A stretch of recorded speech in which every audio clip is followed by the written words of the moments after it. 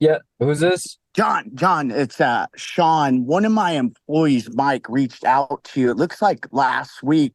He mentioned that you told him you might be considering potentially selling your property. Oh yeah. No, we were just mainly curious about the values for now, but not in a rush at all. So yeah, Not appreciate the in a call. rush. Okay, not a problem. I mean, what even had you considering potentially selling here down the road? Oh yeah, we're looking at downsize. We're empty nesters, and time's not of the essence, but we like to find Sure. out exactly what we could sell for, and then decide when we're gonna sell. So it sounds like if you got a pretty good price for the property, you guys would probably make the move, huh? I mean, price is one issue, but I think timing is another, and deciding like, well, if we should do something to the house before we sell it, all that kind of stuff. Sure. Yeah. And we definitely have all those types of services to help you. We've been in the business a long time. We have multiple different services, including fixing up your property. Just wondering, once you actually do sell the property, where are you planning to move to next? I think we'll stay in the same area, potentially going into a little bit bungalow, one level, and just make sure we get rid of the stairs. Gotcha. Yeah, probably like 2,000 square feet. Right now we're about 3,000. Still want to be in a house, still want to be in a condo. Want to be in a house, you said, not a condo? Correct, yeah.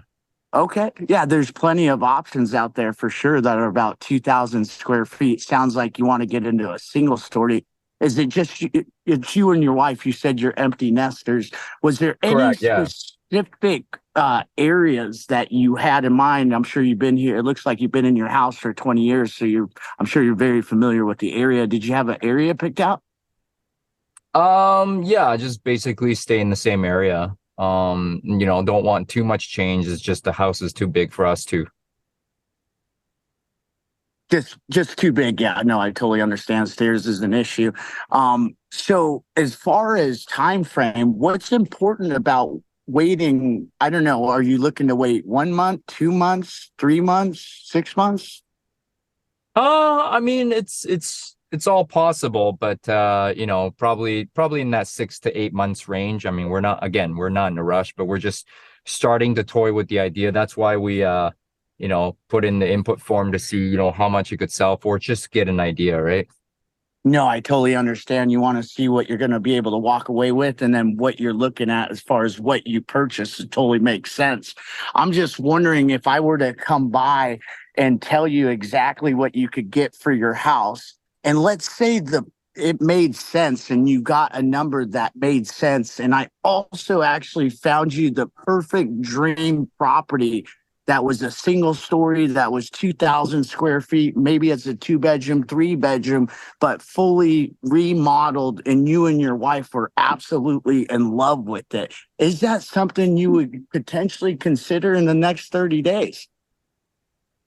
No, probably not. But yeah, it sounds great though. I mean, if you could find something like that, we'll take a look. But Yeah. again, I mean, So we why we why don't want don't to I be do carrying two houses, so yeah, we no, don't want I to be doing it. Yeah, so your concern is potentially carrying two houses. Well, that's not going to be the case. And I could definitely explain more when we get together. May I make a suggestion? Sure. I'm going to be in your area this afternoon at 3 o'clock. I will bring exactly what you could walk away with after the sale of your home. I'll also bring you some examples of 2,000 square foot single stories. We can go through those, take a look, and see what the price range is. That way, you and your wife have a realistic of idea of what you'll walk away with and what you could purchase. I'm looking at my calendar. I'm available today at 3 o'clock. Does that work for you and your wife? Yeah, that should be okay. Yeah, just want to make Sounds it great. clear that we're not listing the house right away. We just want to get an idea Sure. as to what we Yeah. can do. Yeah, Yeah. and I'm not gonna force you. You're the boss. I support you guys 100%. At least we'll get to meet, and you'll see who I am, see the services that we offer, and if it makes sense down the road, great. If not, that's okay too. Yeah, sounds good. All right, John. Well, I look forward to meeting you. I didn't catch your wife's name. It's Crystal. You and Krista, I look forward to meeting Yeah. you both at 3 o'clock today. All right, sounds good. Right. All right, good job. Easy peasy. You just got to do it for lead follow up. But I don't think there was any, you know, alarming things that I could catch. Again, I wasn't super hard on you either. Jose, what do you think about lead follow up and this conversation here? Yeah, I think you did well. Awesome. Awesome. All right. Well, you just got to do it. Nothing to it but to do it. All right. Who else? Who else wants to role play? Mr. Ireland is here. Jose, what else have you guys been working on? Jessica Ross, let's go. Adam, Hi. what are you working on? I can give you a great objection that I got the other day. Was that a seller didn't want to pay compensation, and neither did the buyer. So even after I explained exactly what the worth was and what I'm doing for them, and we ended up all moving on to a different property, which is, their prerogative. But how do we handle that navigating forward? I don't know if you guys are dealing with that in Canada yet. No, not yet at all. So I think, Jose, any insight on this? No, nobody wants to pay the commission. I think it's the same. So this is what I think. Like whenever we think about things in parallels, it helps us give it association. So like meaning like what else in our industry is similar to this? So like let's say that we have a list price of 800 and the buyer only wants to pay 750. What do we do in that situation? Daddy. We negotiate. Negotiate, right? And then if we can't come to an agreement, what do we do? We just don't come to agreement. Neither one party gives or the other gives, or you move on. Move on. Yeah, same thing. It's the Nice same and exact simple. thing. Love it. You know? So, but I think when we think about it, like what is similar in our industry, like, okay, like whenever we give it like a parallel, like the equivalent of buyers agents getting contracts signed in order to work with people, what is the equivalent of that in our industry? In our own, what industry? Like what industry? No. Like meaning, like in our industry, who else does that? Who else gets contracts signed before they start working with people? I mean, almost every contractors. Well, listing agents, like Okay. So, like what we're doing is not like out of the normal. Mhm. Meaning, like we've been doing it in different avenues. So listing agents have been getting contract. Like imagine putting a listing on the MLS and you don't have a contract, buddy. Yeah, Oh. imagine putting a listing on the MLS without a contract. It wouldn't work. You know, it's the same thing with buyers agents now. Like it's the same exact thing. Like meaning you got to get contract signed before you start working with people. It's the same thing as it relates to as it relates to the compensation. If the seller doesn't want to do it and the buyer doesn't want to do it, then the negotiate. Hey guys, hold on one second.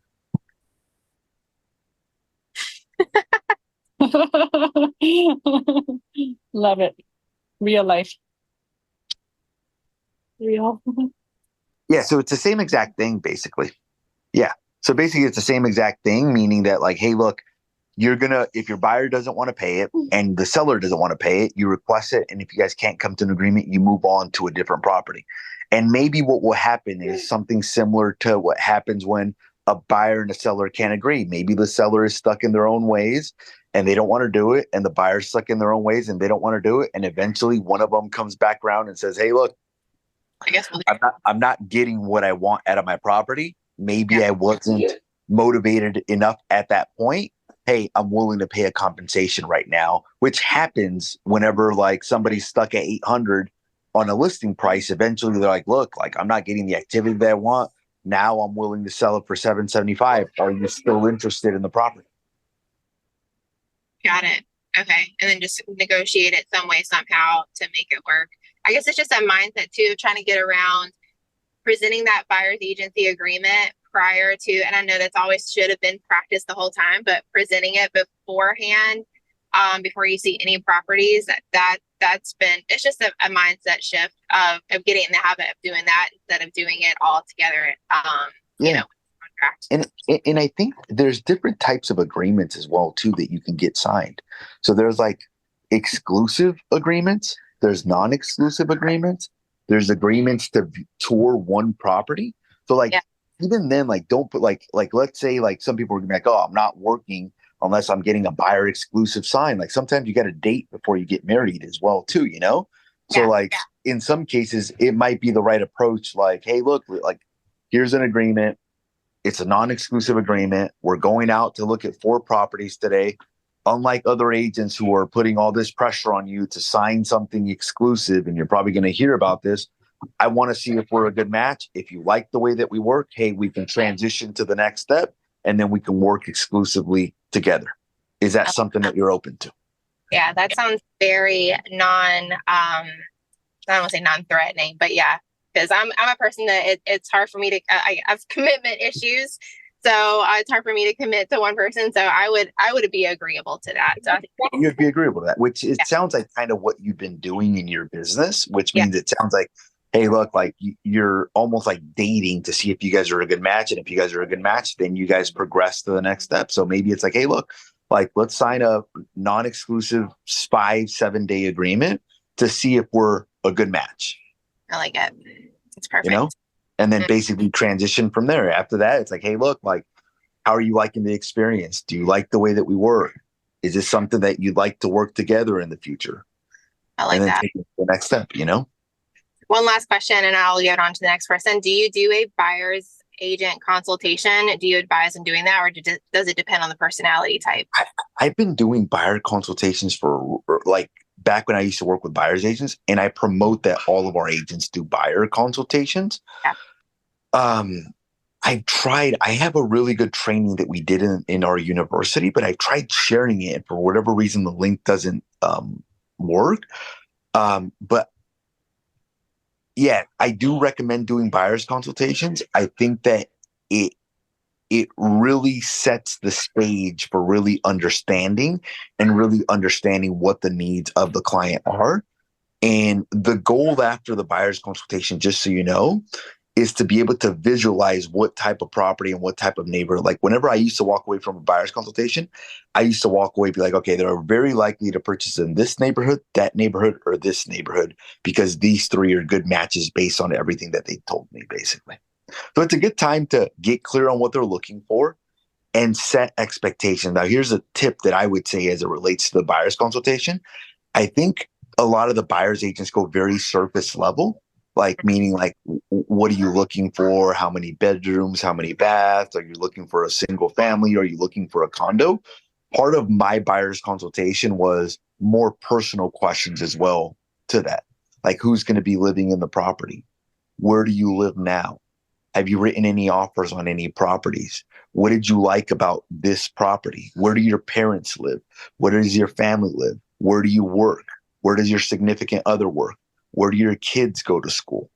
And I believe in a consultation, those questions will help you understand their needs and allow you to start thinking like them. So if you understand where their kids, because these are the things when you're showing property, these are the things that are going through their mind. Like, okay, like I got to drive to the babysitter. Where is the babysitter located? I got to drive them to school. Are they going to be switching schools? Are they going to be staying in the same schools? Yeah. And then I look for patterns based on previous history. And a lot of times those patterns will repeat themselves. Like they'll repeat themselves. Like I'll ask like, hey, did you make any offers on any properties in the past? They're like, yeah, I made an offer on this, this, and this. I look for a pattern there. Like either they're in a certain neighborhood or it's a certain style of home. Yeah. And then I know what they're more likely to buy just based on asking questions, basically. So I believe that that makes the home buying process a lot smoother. And I believe that if you do buyer's consultations, even if you get a non-exclusive agreement signed, it will allow you to show a lot less properties because you're a lot more efficient in what they're looking for, which will make it a more pleasant experience. I love that. Yeah, I'm definitely, I'm definitely going to get better at doing those. It's been on the fly for the past 8 years. So getting this whole new situation under wraps is going to be fun, but I'm excited. Thank you for sharing that. You're welcome. Awesome. Glad that you're on the call. Thank you. Yeah, cool. What else we got? Jose, I got a quick question for you. Yes, sir. So I just recently hired the VAs calling with Enzo. I've been using Enzo myself, and I just recently reached out to, I think it was Alex, getting the VAs, and they've been calling in. I'm listening to the call logs of them, like, pitching a cash offer. And a lot of times it's how the calls are going essentially is like, if we can get you this offer, if we can get you this offer, would it make sense? And then they ask motivation. And a lot of times it's just, well, you called me. It's like, you called me. I'm not looking to sell the house unless you can bring me that number. So I'm thinking, like, how do you usually have those conversations go of, like, one, I guess, pitching the cash offer? Because I know you said that you want to meet him in person to see if it makes sense, but, like, I don't think they're really been open to that. So I've been tweaking approaches to kind of like, because I've been figuring this out too as well too. I've had to make transitions, and in some cases, I even realized that I was going on a like not non-qualified appointments, meaning like they're selling 100%, but appointments that they weren't open for a real estate agent. So I stopped like going on a lot of those appointments, and I started transitioning them over the phone and just being like more direct, more straightforward with them. So whenever somebody like inquires on a cash offer, hey, blank, this is Jose. You spoke with one of my team members about potentially receiving a cash offer on your property. Just wanted to reach out to you and see if in fact you're considering selling. And they're like, yes, I am. Great. What can you tell me about the property? And then that question is very vague. It opens it up completely. Like, it's not like, hey, what price do you want for the home? It's not what condition is the home. It's what can you tell me about the property? That question right there, you're going to be surprised what they tell you. They're like, oh yeah, well, I've owned it since 1942, blah, blah, blah. Gives you a little bit of a head start to just get them talking, basically. Got it. And then whenever That question is very open. It's very open. Yeah, 100%, which kind of can lead to a mixture of things, and it could lead to a mixture of different ways that you can take the conversation, just depending on how they opened up. After that, now it's like, okay, I can dig deeper. I can be like, okay, great. And then do you mind me asking, like, what's the condition of the property? Like, is it remodeled, an original? And then this is the way I ask them for the price. I'm very straightforward. I'm very straight to the point. I don't like to waste people's time. I'm extremely direct, and I like to work with people that are the same exact way. With that being said, is there a certain price that you're looking for to try to see if we can make this work? To try to see if I can get you a cash offer. Now, let's say they're like, well, look, Jose, like, I want to see what you have to tell me, or I want to see what type of offer you come in. I'll push back. It's no different than, and I like to do parallels. That way, like, people like recognize this. So what do you do in the pre-qual script when when you ask them, how much do you want to list your home for? And they say, well, I want to hear what you have to say first as it relates to the price. And it's the same thing about condition. Like, you're not gonna give them a price over the phone because it doesn't make sense, and it's just leading to confrontation. Well, no, like, if they tell me, if you ask them like, hey, Keelan, how much do you want to list your home for at the listing presentation? And they say, well, look, I want to hear what you have to say first as it relates to price. So the reason you're asking them that question in the pre-qual script, you're okay, buddy, is more or less to kind of like gauge expectations and kind of see where they're at. So, hold on, buddy. He's there. Okay. So in the pre-qual, you basically say, well, look, like, the only reason I'm asking is more or less to gauge expectations. Obviously, like, we want to be as direct as possible with you. We've had situations where somebody says, hey, we want to hear what you have to say. And then we get to the home and they tell us that they want $3 million for the property. Obviously, that would never work. I could tell you that over the phone, so there wouldn't even be a need for us to meet. Is there a certain price that would work for you to try to see if we're even on the same page? That's my way of pushing back. So it's the same thing with the cash offer. So it's like, hey, look, like I like to be very direct. Well, I want to hear what you have to say first as it relates to price. Well, look, once again, I like to be very direct. I don't like to waste people's time. I want to be as straightforward, as transparent as possible. The reason I'm asking you what price you want for the home is just so that I can be very direct and very straightforward. I'll give you an example. If you told me you want $10 million for the property, I know that over the phone that wouldn't work out and there wouldn't be a need for us to even go out to the property. With that being said, it doesn't have to be an exact number, Keelan. Can you at least give me a price range of what you're looking for? And then if they tell you like a low number, then it's like, great. You go out, you take a look at property, you make a cash offer. If they tell you a high number, then at that point, you transition it to a listing, or you can dig for motivation as well, too. So like a lot of times when, like, let's say somebody says like 1.3 and market value is 1.2, a lot of times agents get discouraged and like, oh, this guy's unserious, or this guy is not going to do anything, or this guy's a waste of time. What I do when somebody tells me like whatever price they tell me, I dig for motivation. So if they say, well, I want 1.3, I'm like, great. Well, just imagine for a second that I got you the 1.3 offer. Like, would you stay here locally or would you move out of the area if I got you the 1.3? And I'm digging to see if there's anything there. Hey, let's say I got you the 1.3 and I wanted to close escrow in 2 weeks. Would you be able to do that? No, I would not. Okay. What would be an ideal close of escrow timeline for you? It would be 6 months. But do you see how like I'm just digging to see if there's anything there? Yeah. Yeah. And the script the script contains like, okay, these are the different things that are involved in a script. There's motivation, there's price, there is time or motivation, timing, price, loan situation. Like, hey, look, how much do you owe on the property? What kind of rate do you have? If you need to, you may not need to go that deep in that scenario. Why you want to sell privately, like meaning like, so if you look at the pre-qual script, it has these, like it asks, when you sell it, where are you moving to next? They're asking for motivation. How soon do you have to be there? They're asking for price. How much or not? They're asking for timing. How much do you want to list your home for? They're asking for price. If you, how much do you owe on the property? They're asking for information on the loan balance / loan information. Have you ever thought about selling it yourself? They're asking about like what type of sale they want, meaning like, do they want retail on the market or do they want on the MLS? Then they ask like, okay, like what condition is the property? They're asking for condition. So I'm basically just going through those things and changing the verbiage a little bit from real estate to a cash offer. And then after the fact, if they're like, look, like I want 800, I don't want to list it. I realize that 800 is retail. Still have a little. I may make the transition right on the spot. Aaron, your mic's hot. Yeah.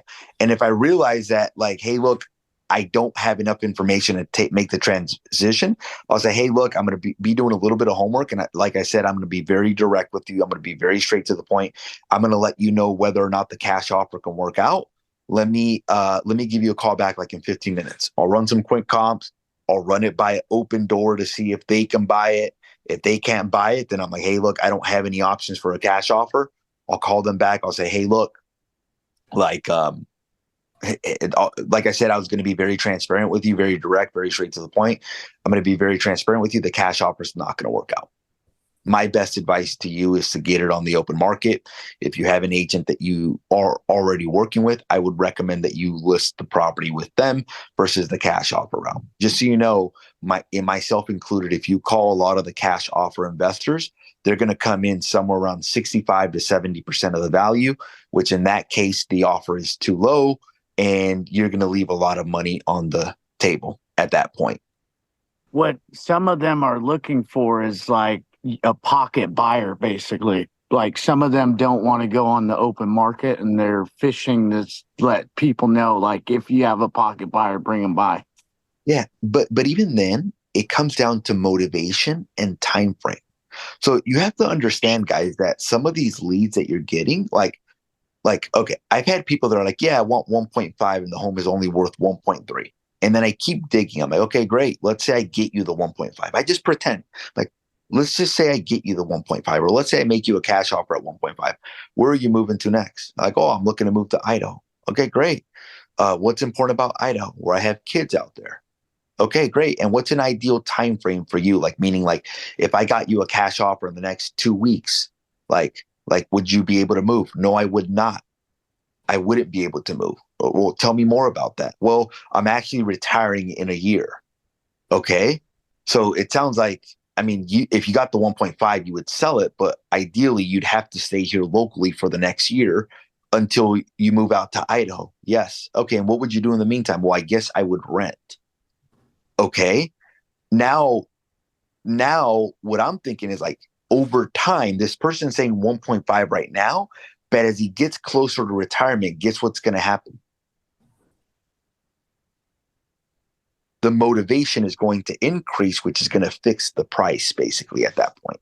Yeah. Yeah. So I think what's important to be clear on is this is no different, guys, than when you're talking to a seller and you're asking a series of detailed questions. So if somebody calls you up and says, hey, I want to sell my house, are you just going to be like, great, I'll see you tomorrow at 3? Now, some of you might do that. I would highly suggest you don't do that, because you'll start wasting lots of your time if you do that and get discouraged. Instead, awesome. Well, I really appreciate the opportunity. I have a couple super quick questions to ask just to make sure that I'm fully prepared and I can provide you with the most accurate information, be the best assistance. I'll be brief because I know your time is valuable. I'm curious, what's prompting the move? So I'm going to start to ask questions and find out, ideally in terms of what you want. How soon do you want to make it happen? You know, if you had it your way, how soon would you like to have the home on the market for sale? My intention in asking is not to be nosy, just to try to determine how I could best be of assistance. Is it an option for you to not sell the home and still move? Is it an option for you to rent the property and still move? Guys, this is the exact same thing. I need you to understand, like, a cash offer hook just gets somebody to raise their hand. That's all that's happening. They're raising their hand and they're saying, Jessica, hey, how are you? I'm thinking about maybe doing something. And now my job is to be like, great, I appreciate the opportunity. I have a couple super quick questions just to make sure that I can provide you with the most accurate information and be the best assistance. And then you notice what Jose's doing is he's basically pre-qualifying. He's going down, he's sifting through to find out, is this person somebody who's actually retail? They want a retail price, but they just want a cash offer. Or is it somebody that's sincerely interested due to some life event of actually taking a cash offer? A key tell, which he'll tell you, is they'll tell you exactly how much they want. On average, they will tell you exactly what they want, right? You'll be like, he'll ask that question. So like, hey, you know, what were you thinking in terms of price? And he told me one that he bought. She told him right out of the gate, I want 550, whatever it was, 600. Okay. So if I came over today with a cash offer for 550, would you be prepared to proceed? Yes. Guess what Jose did? Ran over there with a cash offer for 550. And then Not if trying I'm to convince her to like, well, you know, we can help you to get more money on the open market. You know what I mean? Like none of that. So it's the same thing. The thing that needs to expand, guys, is our thinking. We're so myopic. All we do is look at list. But because of that, we actually create opportunities for other industries like wholesalers or flippers or whatever, because they'll call Tim and Tim's like, yeah, here's what it is to list. And they keep telling him he wants a cash offer. And he's like, yeah, but I can get you more. And then they go sell it to somebody else who gives them a cash offer because we are not open to another possibility. It's so crazy. We create the opportunities for the other industries. Yeah, bro. We do crazy. that ourselves because of our lack of knowledge and information and because of our lack of kind of mental flexibility, because we've been trained as an industry to only think in one way. You know, when I was on, I've been a couple times with Pace Morby, and when I was on one of his, I don't know, like podcasts or whatever, he's like, why do you think our industries don't like talk to each other that much? And I was like, well, the first reason is because like you guys talk shit a lot. He's like, what do you mean? I'm like, well, you know, when I went on Ryan Pineda's podcast, first thing he said, Jose was there. He was like, this guy's an agent. I'm like, I don't walk in the room and I'm like, oh, you guys are wholesalers. You make shitty offers on all my listings.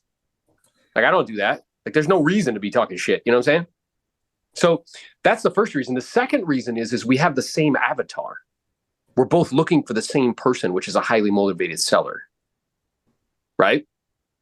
So, but what I told him and what I believe to be true, and that's why we invited him to speak at our Do More Deal Summit this coming February in 2025, is that our industry can learn from wholesalers and investors because they think more creatively and openly. They can learn from us because I can teach them how to sell. Does that make sense? So I think as, all of this disruption is happening or whatever, the agent of the future will be able to provide multiple different options to a consumer. One will be creative finance. Another one will be a cash offer. Another one will be we can list it. And any one of those, or another one will be I'll give you an offer from Open Door. Because if you register yourself, you get 1%. And whatever you decide, Consuelo, I will support you 100%. Which one of these options do you think would serve you best? I'm going to ask you questions. And based on your answers, that will dictate which of the solutions make the most sense. All right. So you guys can see my screen, right? Yes. Okay. So this is basically a pre-qualifying script. So I think this is where agents struggle with the most. So when they say, tell me again, where are you moving to? I think where agents struggle the most is if this is an investor, you don't say, tell me again, where are you moving to? You basically say, hey, once you sell the property, are you looking to cash out or are you looking to reinvest the property? If this is a probate and they live at a town, you're not going to say, tell me again, where are you moving to? Because they're a probate and they live at a town. So I think the way we need to start looking at like a pre-qual script is instead of like being like, okay, tell me again, where are you moving to? You have to look at it like, okay, I need to find out the motivation. How do I ask the motivation in this particular situation? So if it's an investor, how do I find out the motivation in that situation? If it's a cash offer, how do I find out the motivation in that situation? And a lot of times it's just switching a couple of words. So if I want to find out the motivation in a cash offer, hey, Keelan, let's pretend that I do make you an offer and let's say that you like it. If I do make you an offer, are you planning on staying here locally or are you considering moving out of the area? Is that a way of asking for the motivation? 100%. You could do the same thing with investors. Like, hey, the majority of investors I work with, there's usually a few reasons why they sell. One is they're just looking to reallocate the capital, the velocity of money, keep the money moving. Second is for tax purposes. Just so I'm clear, what's the goal and objective or what's the motivation behind getting this one sold? Yeah. And that's basically that. So now it's like, so a lot of people they've been told follow the script verbatim. And this is where they get stuck. If it's an investor, they're like, oh, Mr. Investor, once you sell it, where are you moving to next? I'm like, look, Aaron, I told you this is an investment property. I don't need to move anywhere because I own it. And now they're like, oh, fuck. Which clearly demonstrates that I'm not actually listening. Not only that, but now it's like, oh, like, how do I ask them? So what we're working on at Elite Builders is whenever you click on this, on motivation, it's going to take you to a different document. And that different document is going to have different ways of asking for motivation in different scenarios. So if it's a probate, how do you ask for the motivation in a probate? If it's a divorce, how do you ask for the motivation in a divorce? If it's an investment property, how do you ask for the motivation in an investment property? If it's a cash offer, how do you ask for the motivation in the investment property? Now, I'm not promising you guys something like today or tomorrow. This is probably going to take like a year, guys, just so you know. And there's going to be different flow charts associated with that. Now, it's timing. How soon do you have to be there? How would you ask that in a cash offer situation? Hey, let's say I made you a cash offer. And let's say I wanted to close escrow in 2 weeks. Is that something that would work for you? They're like, no, that wouldn't work for me. I need about 6 months. What is that telling you about their time frame? That it may not be as urgent as you want it to be, and it may not be as urgent as you think it was. So that tells you a lot. Now, what if they say, hey, yeah, I'd be ready to move in 2 weeks? What does that tell you about their motivation? there's something here. You know, That's right. when The I same see thing on the listing how side. much So you like want to list I the was home. able Yeah. to, if I was able to help you get the property on the market in the next like 2 to 3 weeks, would that create a problem for you, or would that be okay? Guys, we're doing the same thing. Do you understand? Just with different sources. So on the probate side, you know, Michael, time frame wise, in terms of what you want, because that's what's most important. I know with these types of transactions, sometimes there's, you know, contents and things of that nature that needs to be taken care of. I'm not sure if you guys have addressed that. Ideally, how soon would you like to actually have it on the market for sale and then be quiet? That's with a probate, right? I've only spoken to you. You seem to be really excited about getting it on the market. I see that there's some other beneficiaries. My intention in asking is not to be nosy, just so I'm clear. Are all the other parties on the same page? Is there any disagreement with regards to selling, or are you all in alignment? And then be quiet, which is motivation. Do you see? So it begins with, guys, expanding your mind that there's multiple different options other than just listing a property. Okay, that's the first one. Now, with each of these different lead sources, like Jose is describing, and he's showing you here on this chart or on this flow chart of scripts, is that for each particular lead source, there's just another way to ask the same thing, which is getting to motivation. Because isn't that what we just done, right? 150 properties a year like I did. Like, I'm not able to meet with people that aren't clear on motivation and time. So, and here's the cool thing too, is you're gonna notice that all of the different scripts have the same thing. Are you planning on interviewing other agents? They're going to have that. Their motivation, timing, pricing, loan balance, type of sale. Have you ever thought about selling your home? That question is basically, whenever I see that question, that's the time I transition people into either from a listing to a cash offer, or for a cash offer to a listing. That's where I would say, hey, look, like, I'm going to be very transparent with you. I'm doing the numbers here as we speak. And just to be fully transparent with you, the cash offer is not going to work out. Or that's a time where you're going to ask right there, you're going to ask them like, hey, why did you decide to go the cash offer route versus listing it with the real estate agent, versus going the traditional route and listing it with the real estate agent?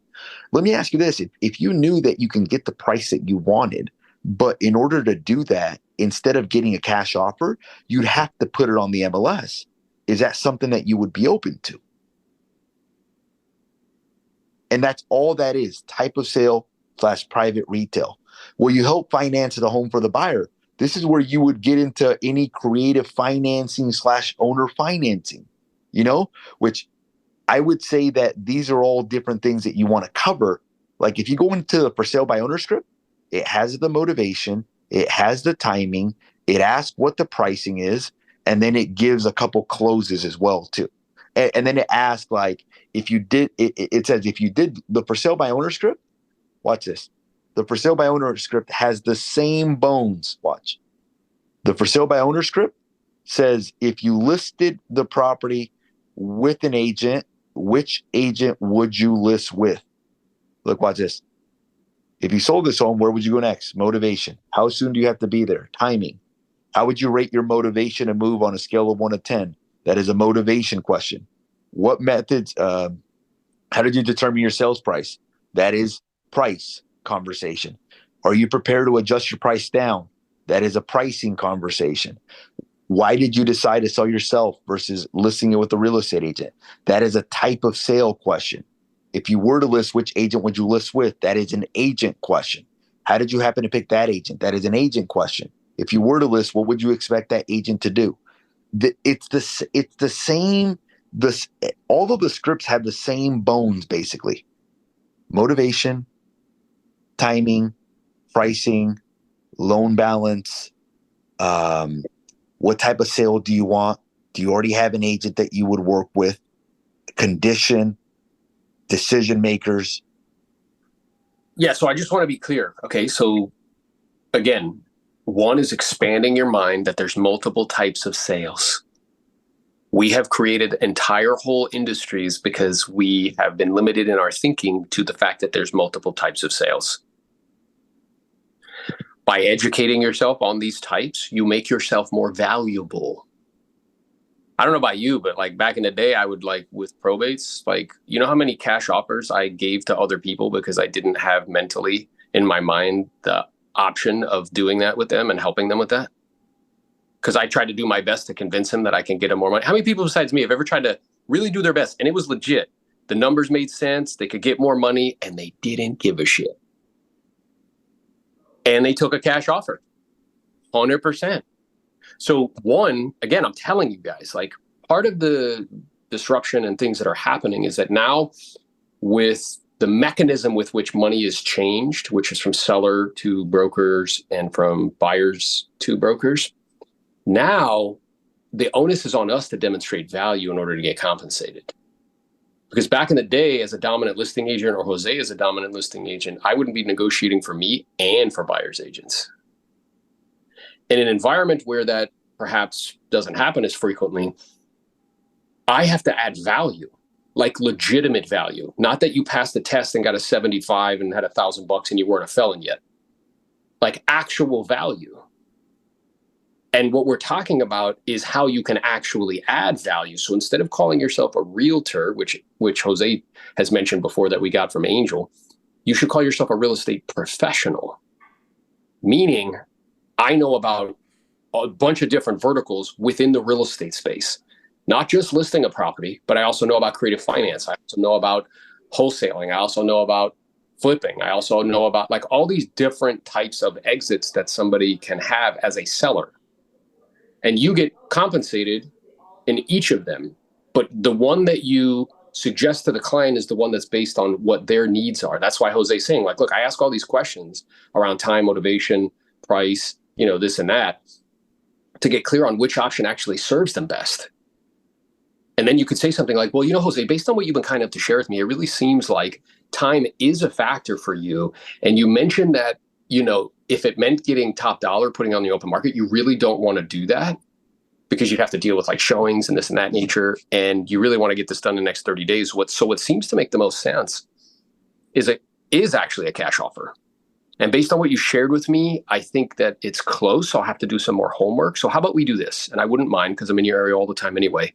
I'd love to have the opportunity just to pop by, take a look, see what it has to offer. And while I'm there, I'll show you, Jessica, a couple things pretty clearly. The first one is like an actual tangible cash offer, right? Second thing I'll show you is a net sheet, what that'll mean to you when it all shakes out. I'll also have with me a 2-page agreement. So if it makes sense, you can authorize it. And we can get one step closer to actually getting this property sold for you and get you out to your next destination. How does that sound? And they're gonna be like, that's amazing because that's what I wanted. But only if you pre-qualified them. Right. Oh, but again, so they've answered all those questions. And because they've answered, they told me the price that they wanted. It's within the range that is reasonable. They told me that they don't want to put it on the open market, even if they could get more money. They've told me that, you know what I mean? If time frame wise, if I was able to close in 2 weeks, they could do it. You know what I mean? Like they answer all of the questions, then that's the best solution for them. And then vice versa. If for whatever reason, the best solution is like, let's say they tell you 800 and the market is 800, I would let them know right there on the spot now as well too. We're like, look, I'm going to be very transparent with you, very direct, as I mentioned to you. You can get the 800 that you're looking for, but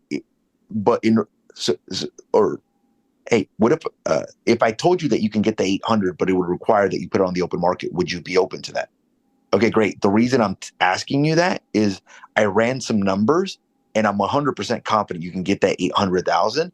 At the same time, the cash offer wouldn't even be anywhere in the picture of that. So the best thing for you is going to be to put it on the open market. Are you open to that?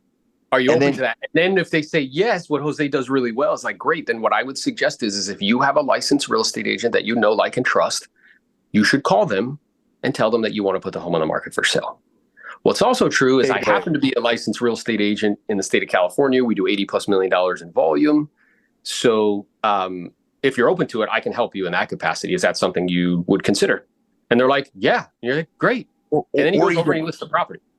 Or even asking them, be like, hey, like if you did list it, do you have somebody that you would work with as well too? Be like, no, I don't. Or yes, my friend is in the business. And then now it just goes into the I already have another agent script. Basically. Exactly. So they're like, yeah, I have a friend. You're like, okay, and that's good. It's a good place not to sure start. If you're open to this, you know? Yeah, what I'm aware of is that, when people are making a business decision, like putting a home on the market for sale, it's usually best to get more than one opinion with regards to price, commission, and marketing. So I guess I'm curious, in this particular dynamic, do you think it would be helpful or useful for you to get a second opinion? They're like, well, yeah, I probably would. Okay, great. So with that being said, I might make a suggestion and you just close. And if they say no, then you've already got the second line of thing that you're going to say to them. So that I've already got another agent can go like 2 or 3 or 4 different levels down. So you got to get really good at that one. But I wanted to put it back to Keelan. Keelan, you asked this question. Is there something more specific that you had or anything else that you think would be helpful as it relates to this conversation? Yeah. So with the specific calls for that answered a lot of my question as well. So thank you guys. I was going to ask specifically, a lot of the people are like, they really don't have motivation. It's kind of like, yeah, if you give me an outrageous number, and I'm thinking, yeah, I could call them and obviously go into their motivation, but I was trying to do that. I did that with a couple people and they were like basically throwing it back at me. Like, I don't see why that matters. You were saying you're going to give me this cash offer and like, give me whatever you're asking for, like a good number. And now you're coming in and saying, like, asking why, like, why does that matter to you? Well, the reason it matters is in case I were to make you a cash offer, I have access to other off-market opportunities. Like if you told me, Jose, look, I'm looking to basically buy a single family home here in Oxnard, I have access to other off-market deals. So the reason I'm asking you where you're moving to next is in case I can present to you something that would be a good deal. So my question to you is, like, if you did sell, would you stay here locally or would you move out of the area? So, okay, how is this different, Keelan, than you're talking to a for sale by owner and he says, and you ask him, hey, once you sell it, where are you moving to next? And he says, why does that matter? No, it's not. It's not different. It's like the same thing. Yeah. It's the same exact thing. It's just a different response. So what you can do if you want to avoid that objection, sometimes you can include that in your presentation. So sometimes people are like, well, if you get objections at your listing presentation, that means that they want to work with you. In some cases, once you get to a certain level, you can start to like feel the objection ahead of time and incorporate it into your dialogue. So what I would say is, look, Keelan, just so you know, like I do have access to off-market deals because we're buying properties like all over Ventura County. There's a chance that if you were to stay here locally, that I may be able to present you with something off-market, something that is a good opportunity. My question to you is, if you did sell this property, would the plan be to stay here locally or would the plan be to move out of the area? Yeah. Do you see how I incorporated the objection that I'm going to get before I ask the question? And I almost like beat you to the punch and basically so if sometimes like if you change the way that you're asking certain questions or change the presentation of it, you will change what comes out of their mouth. Here's another example. When I was pre-qualifying people early on in my career, I would ask them, how much do you owe on the property? And guess what would come out of their mouth? Why does it matter to you? It's none of your business. Why does it matter? None of your business. So what did I do? Instead of saying, oh, these fucking leads suck, there's nothing I can do about them. What did I do? I said, okay, is there a way for me to change how I'm asking it to eliminate this question? So Keelan, what I want to do for you is I want to prepare what I call a seller net sheet for you. This is going to let you know net bottom line, what you can expect to receive at closing after any escrow, title, and any realtor fees. Is there still a balance on the property or is the property already paid off free and clear? What do you think started happening after that? Yeah, because you're couching it like this is good for you, right? Yeah. So and in order for me to do that properly and professionally, just need a roundabout. Is there anything owed on the property, like any liens or encumbrances or mortgages, or is it free and clear for you guys? And then they'll usually be like, oh, here's what it is. Yeah, a lot of times what would happen is they'll be like, oh yeah, I owe $250,000. But I stopped getting that objection, the objection of why does that matter? Why? I started changing the way that I presented things.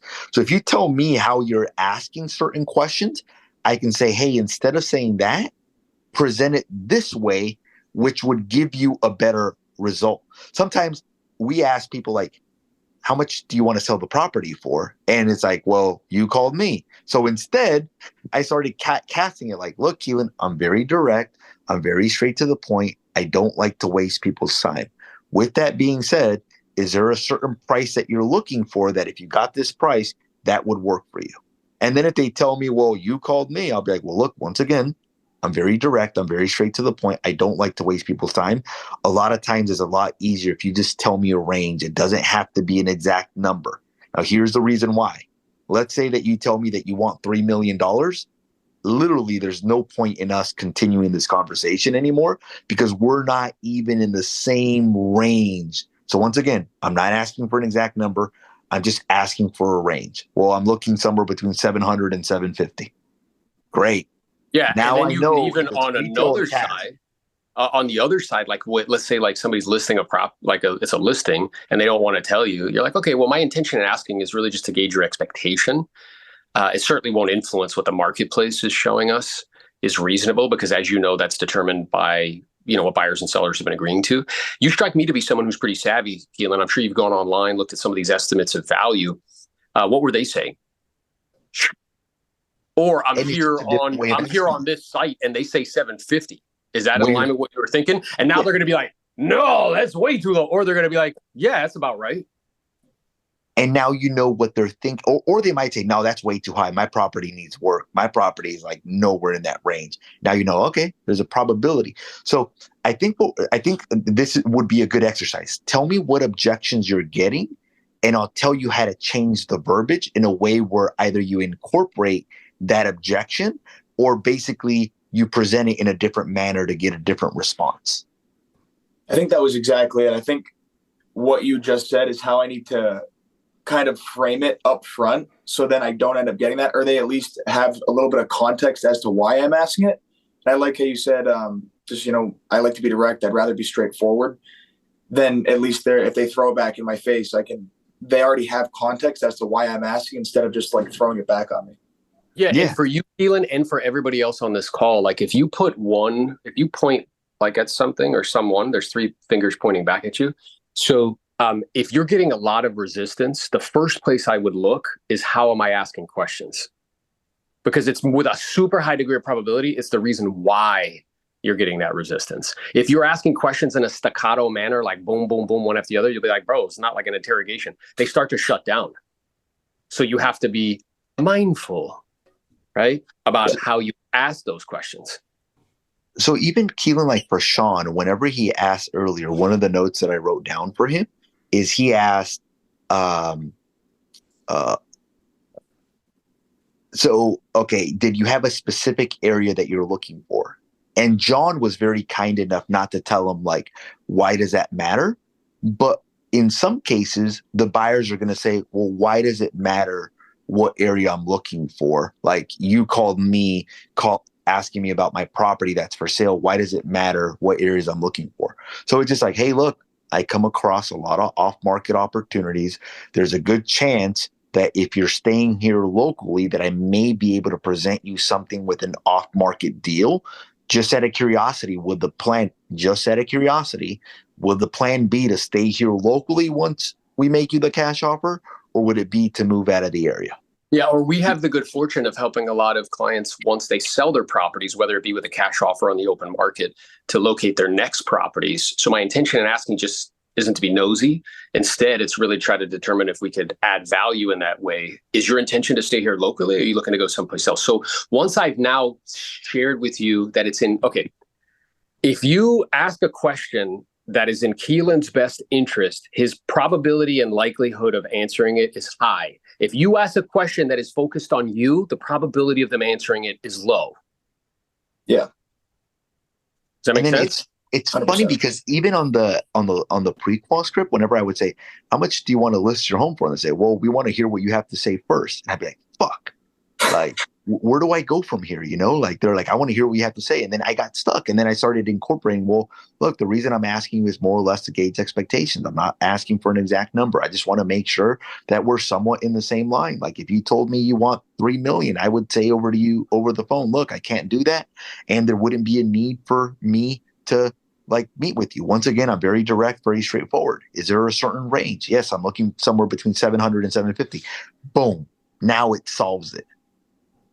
So I think it's just going to be like,